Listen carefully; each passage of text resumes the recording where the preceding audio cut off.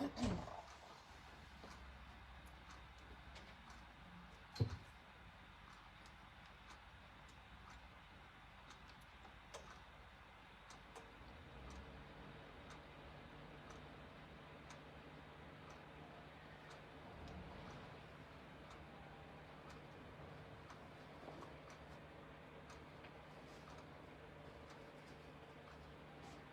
so make all your rustling. What's that? Just, do everything you need to do. Yes. Go on, live. Yeah. Well, it's a good morning. I'm having a quick look actually at who's coming into the room. It is me here, Tanya, just in the behind camera moment. I can only see, because I haven't linked up my iPad, so I can't actually see, whereas normally I would have done. I will sort this out another time. Hello, Rob. Hello, Gillian. Fantastic. As you get yourself ready for this legs and strength workout, I would use a chair if you've got one, just to get great technique, particularly if you're a bendy Wendy. Remember that I do know who's in the room. Yes, Lorna, I do know these postures. Janine, great to see you. And Jane, fantastic. So find yourself at a place where you can move. You need to both be able to go lying down and standing up. This first workout is going to be quite strong and energetic, but with great technique, doing 60-second moments. All right, here we go. You're going to be standing at your bar. Don't worry, I'm coming. I'm just setting up another camera, making sure it's working. You'll be standing at your bar ready for squats or at your chair. So you're ready for the squat, you're at your chair, and you've already got that sense that you're breathing in and breathing out. Hello, I'm here.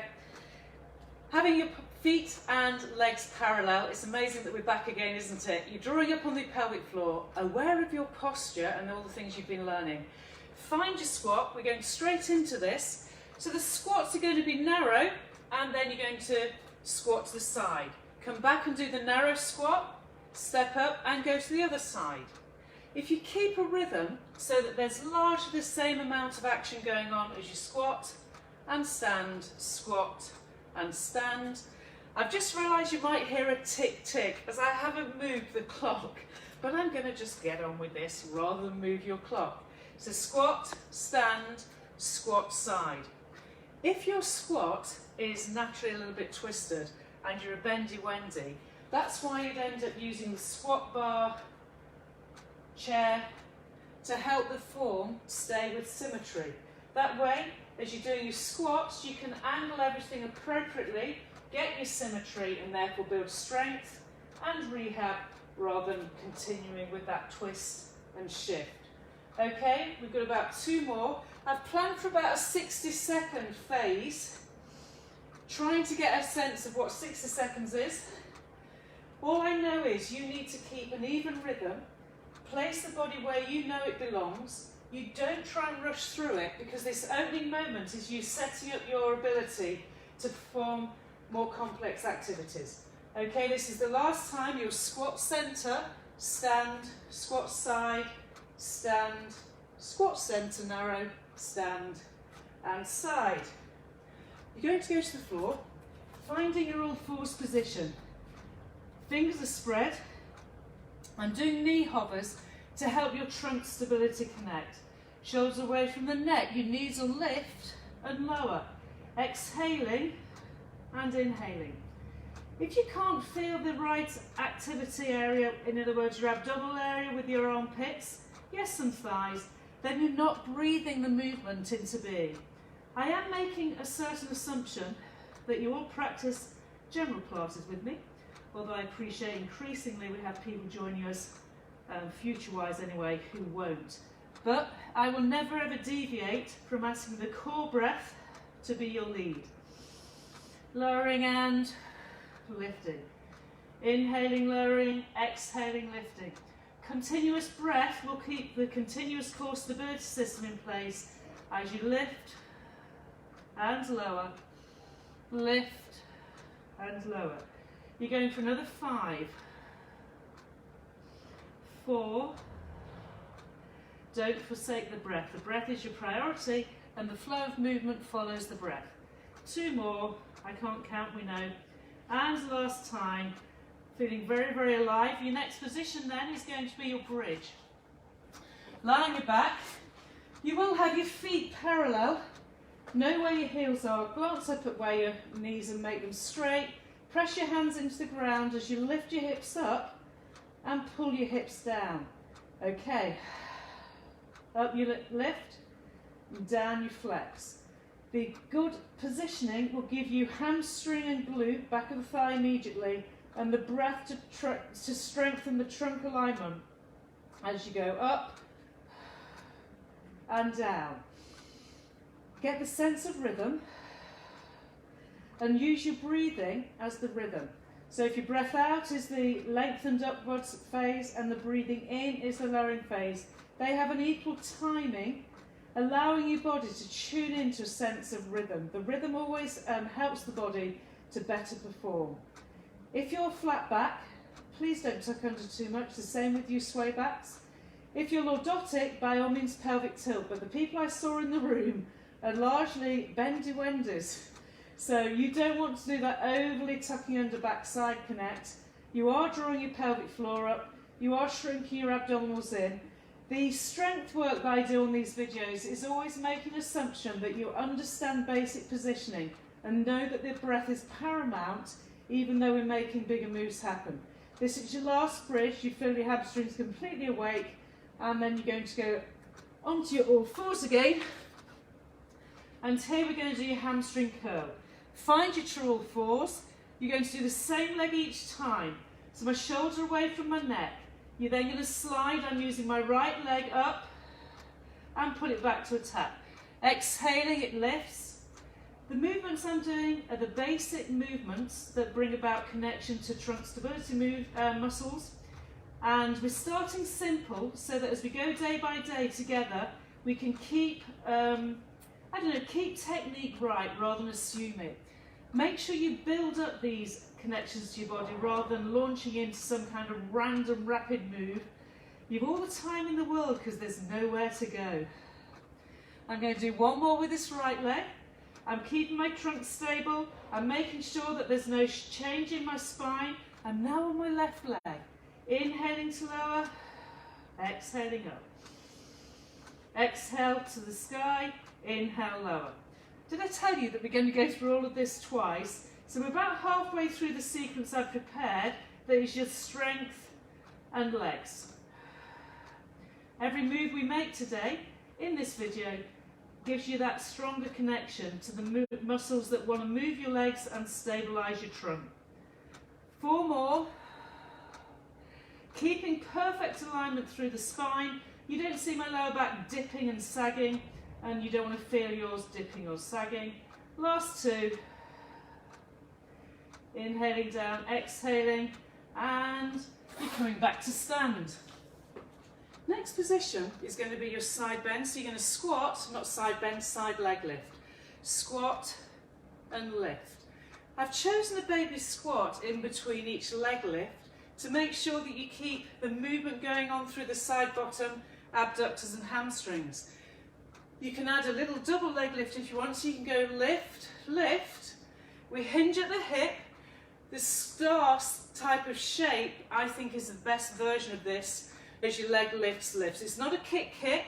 The reach and the lift feels as though the side of the bum on the leg that's doing the movement activates, although the greater demand is actually on the leg that's moving you up against the body weight and down. Just do one more on this side and ready to change. You can still stay, as you can see, with the same hand on the bar if you need to see the screen. All that matters though, remember how we do this, is we have that squat, so it's the hinge joint and the reach. You sit your bottom back and you find it again. So you down, reach, reach. Often to keep your hand pulling you back gives you a stronger sense of where this all should be going. Can you feel the side bottom working? Always ask yourself, what can you feel happening? Because if you can't feel it, it's in the wrong place. We have one more. Facing your bar now, you've got your reverse lunge. You will lunge back back and stand up, same leg. I think this is one of the hardest positions to get right. You've got to step back, keep your heel up, keep the load equally in the front leg, and then distribute some of it to the back quad. So I've kept it small, giving you the chance to make the connection with the ground and with your pelvic positioning. It's no good tucking under you, bendy wendy, flat backs, and it's no good letting your back heel push the ground. You have one more, this front leg, really powering through the abductor, and we go. Find your shape, 1, 2, slow motion stand. The hands on a chair or bar give you the feedback for symmetry. Dip, dip, and up. The movement of the reverse lunge, I think, is really hard to do without support. The knee joint wants to become stronger, not weaker. And if there's one place where this goes to the wrong place, it's already worn out knees. The only way you're ever going to accommodate that is by building up this power in the leg that is doing the load. The load is coming through the leg that's the front leg, and then the quad takes a marginal load, strengthening the legs appropriately to have stronger knees. All right, this is your last one, and we're ready for curtsy. So your curtsy is going to be back, and we're going to keep the same leg to find a good form. The curtsy effectively is the turn out and the curtsy down. Your front leg again becomes the dominant leg. As you take the seat bones back into the traditional squat shape of the hip, keep the heel load, refuse to let the ankle roll in on the standing leg, and ideally your 90% load stays in the leg that's here, but the flow and movement around the hip is your leg that's curtsying back and up. Your aim to keep symmetry through the shoulders, through the pelvis is there. You have 2 more,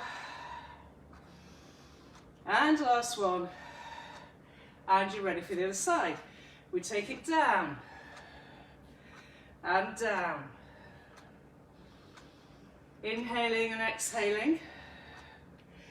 I'm not worried if you don't do a single part of the breath for one part and then the other part of the breath the other. You can go there and up with the inhale, there and up with the exhale, particularly if you're not new to Pilates. If you're new, maybe inhale, exhale, to create more connection with the breathing whilst learning to move in alignment and efficiently, okay? So pelvic connection, right into the side bottom now. You have 2 more, and last one. To symmetry everything off then, straight back to all fours, breathing in and out in an active all fours position while we wait for round 2, set 2. In all fours, I would go rolling spine to cat stretch on the breath out. Stay for a breath in to make sure you hydrate and chase away any stiffness. And then breathing out again, do the opposite range of movement. Extending the spine, tailbone to the sky, obliques lengthen, tightness in the tongue, and reversing again. Exhaling. Enjoy following the breath so that you actually get the spine moving in sequence. And exhaling. Tailbone, travel through the lumbar, between the shoulder blades and cleavage forwards. Lovely extension stretch. Breathe into the stretch without letting your belly go, and then breathing out. Find your flattened spine, and then let the elbows bend and have a moment. Breathing in and out, stretching through the lower back, stretching through the thigh to knee joint. We are going to go back through the same exercises we've just done, which will then complete your leg strength for your Friday. Are we ready? Remember how we start, either holding onto a chair or a work surface. You've got your narrow squat and your wide squat.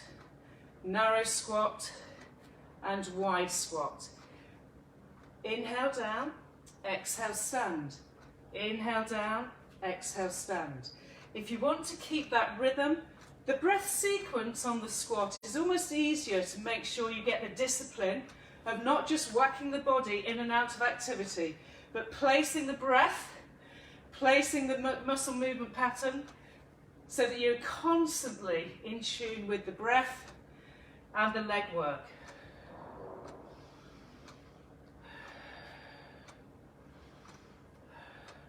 Remember, hip bones hinge back, hip bones hinge forwards. Hip bones sit back, hip bones open forwards. Knees pull back, heels stay loaded. Heels stay loaded, hips come forwards. Heels and breathing and standing. Sitting into your sit bones, breathing into your heels and standing. One more there, back. We go once, then to the side. Coming back up. You should be starting to warm now, even in this more wintry weather. And from there, standing up, you're ready to go onto hands and knees. In your forced position, fingers are spread and you hover. I'm deliberately having very little gap. I have no problem you taking a moment, looking at the activity, and then cueing your body to join in with me. Exhaling up and inhaling down. Go through the pelvic floor, visualise the hip bones frontally, and imagine them hollowing, keeping the clothing kind of free of your abdominals as they shrink and hollow as you do this lowering and lifting. If it gets too intense on the shoulder, then have a moment's rest. You can actually do this same activity on your forearms. If you're a wrist issue person, you can go down to forearms and enjoy exactly the same benefits to the core. 4 more.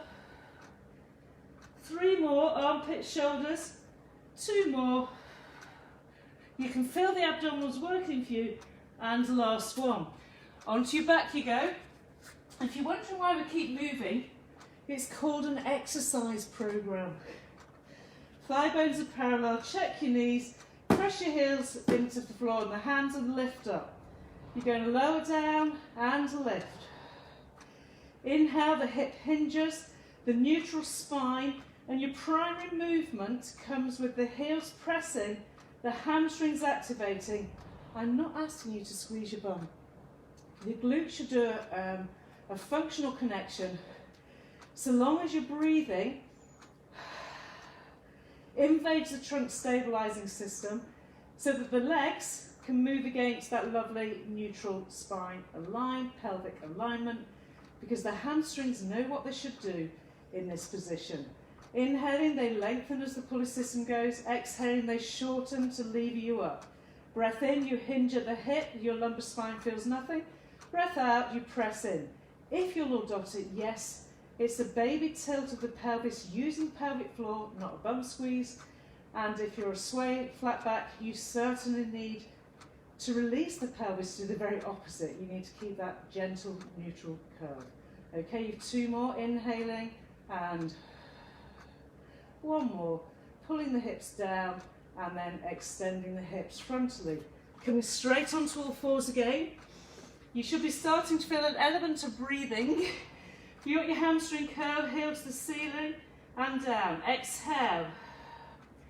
Our all fours Pilates position is tabletop, isn't it? Your hands under your armpits, your knees under your hip bones, your pelvic neutral shape in place, and you're breathing into the armpits and side ribs. You lift on the breath out, lower on the breath in.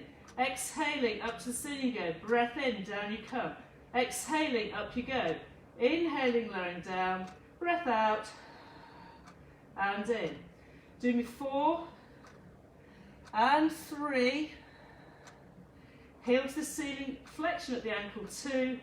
No movement in the lumbar spine 1. And away we go to the other side. Breathing, exhale up. Inhale down. Keep the load out of the wrists by keeping your weight to the outside of the heel of the hand. Take your load into your armpit. That should keep you not feeling as though this is a wrist exercise. It's not. Remember, if your wrists are so poor, arthritic-wise, or just wear and tear, then you can buy those handlebars that allow you to have much more of a fist effect. There are loads of ways of moving around a wrist that's unhappy, and of course you know you could go down onto your forearms and do exactly the same. activity. Whichever way, I think we know each other enough to understand you must not continue working when there's pain. This is your last one. All right, up you come to your stand.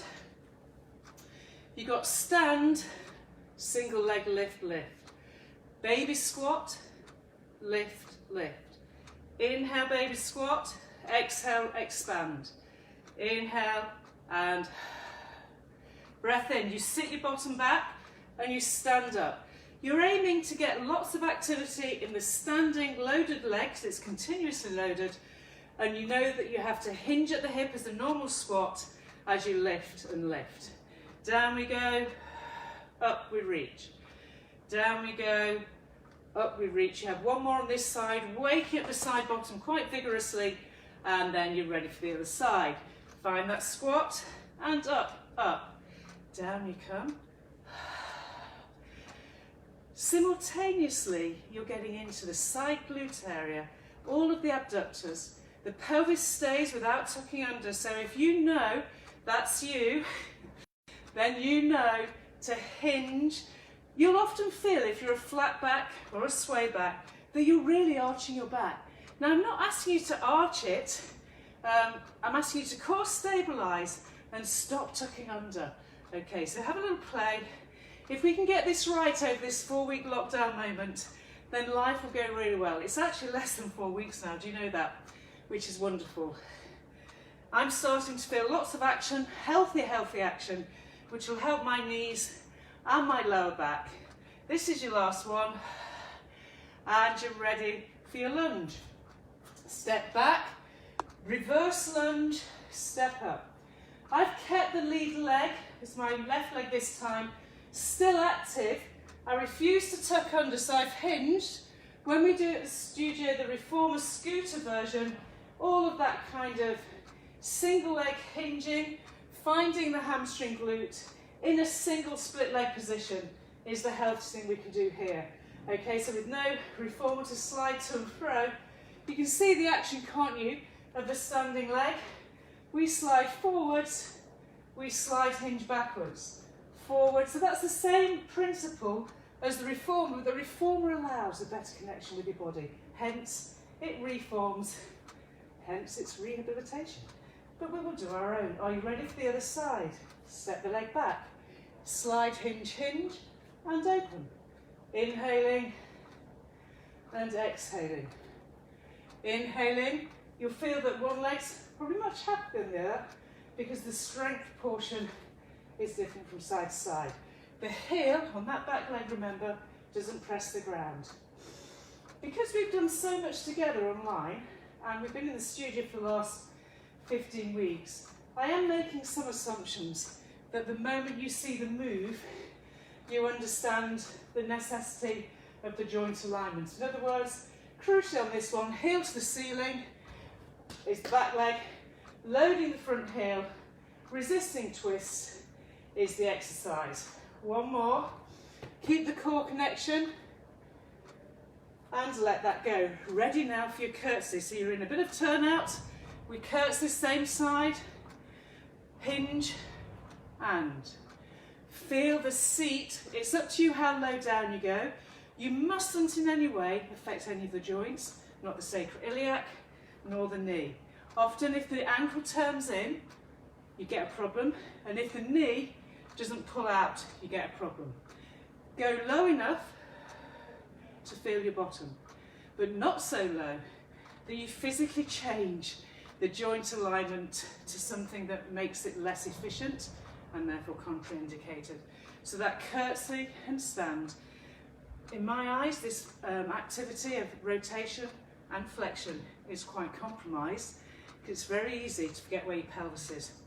When you don't know where your pelvis is, your knees and your ankles don't behave as they should in a way that's beneficial. We're changing sides. I'm in turnout. I step back and hinge, and again, don't assume the same range of movement, one leg to the other. So this right thigh isn't as sure about how far it wants to turn out. All I do is monitor, making sure I get a load of action in the side bottom. I know that we're looking at screens, but if you can keep the sense that the chin would draw in, you look at the floor, look at the screen, look at the floor, you can't go far wrong. All right, we're nearly there. You're hinging in rotation and standing, hinging in rotation and standing. This is your last one, hinge and stand. So finally, onto your all fours, breathing in and out, inhaling and exhaling. Breathe, inhale, exhale, breathe, breathe, breathe. And then bend at your elbows and let the body release and relax. Out of any kind of rotation. If you've had any kind of stiffening going on here in the lower back, you're losing it by breathing. And that's all there is to this session. 2 sets of effectively 60 seconds per activity. Plenty of time to get really going with the cardiovascular kind of musculoskeletal circulatory system. Hard to say all that, isn't it? Circulation. We will do our next video live today at 10:30, which will be the other side of the coin. It's your core Pilates work. See you in 30 minutes. Have a drink, have a wander around, but don't have a bacon butty. All right, stay well, take care, and we'll see you soon.